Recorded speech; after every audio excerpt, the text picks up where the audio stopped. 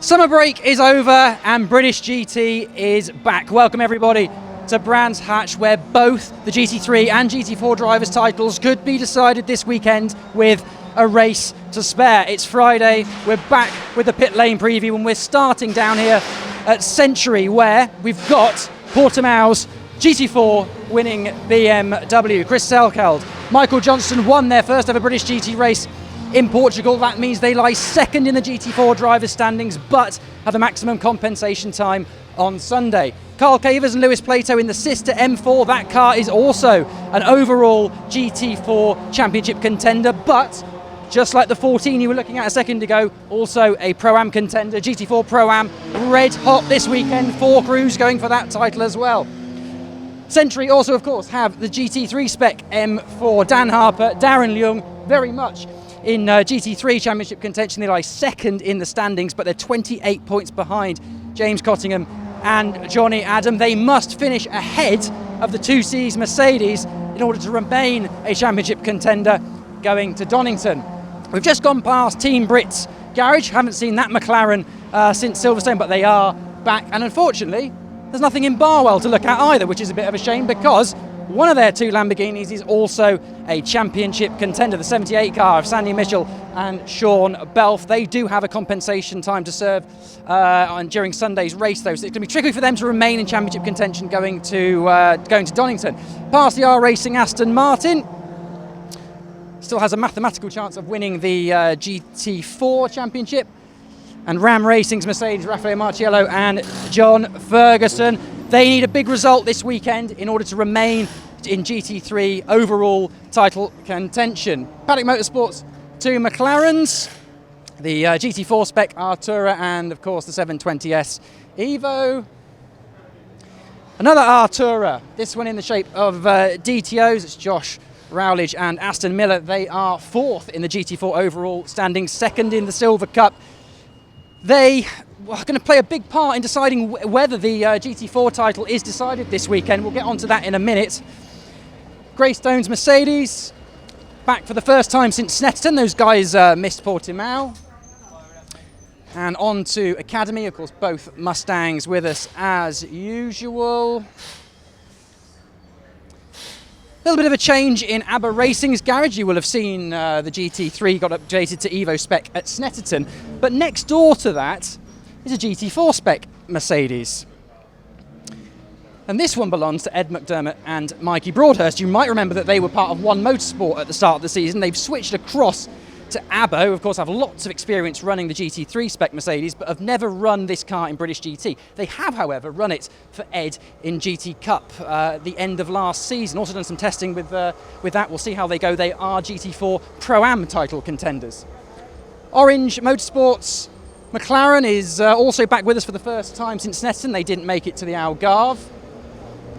The Enduro Mercedes, which debuted last time out in Portugal, finished 2nd in that race, so they get the 15 seconds of compensation time on Sunday.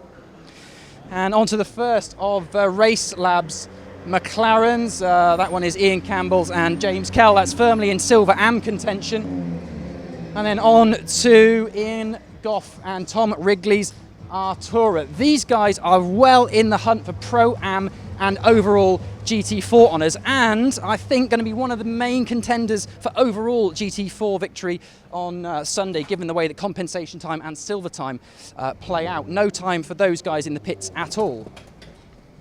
Ginettas always go well at Brands Hatch. They actually has the lap record from 2021, the G56, and there's a couple of them down here at Raceway.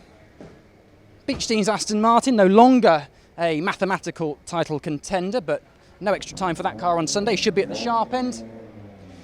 The Ting Parker McLaren, which used to be a Porsche but swapped at Portimao, it remains a McLaren, an elite motorsport car actually, that's being leased to Parker.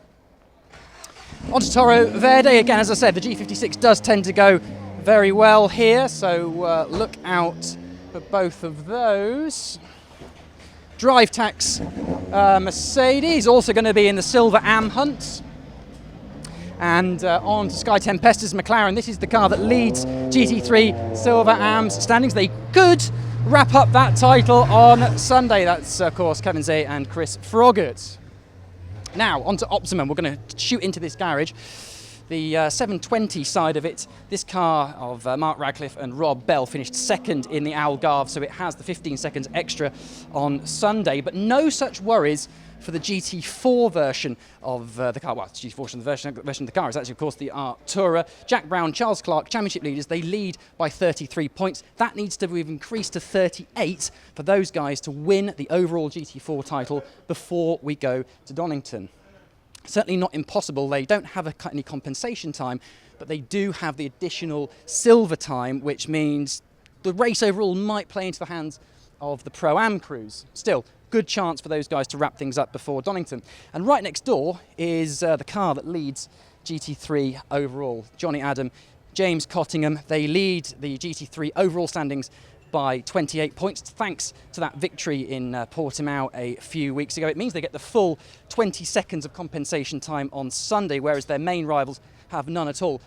They could become the first crew to wrap up the overall title before the final round since 2010. As I say, that compensation time is going to make it difficult, but there are some good omens for that car. Johnny has won 4 times here. That's 3 more than anybody else. He also has the fastest lap in race trim round here from 2016. While James was on pole here last year. One of those cars hoping to stop them from winning the overall championship is the sister to C's Mercedes, featuring Ian Loggy, and back with him this weekend is Jules Gounon.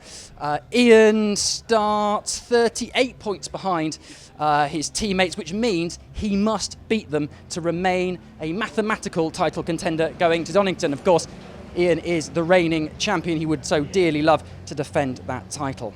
That is it for us down here in the pit lane. Reminder that qualifying is live on Sky Sports F1 tomorrow afternoon, and then the race is also live on that channel, as well as, of course, SRO's GT World YouTube channel on Sunday. Hope you can join us.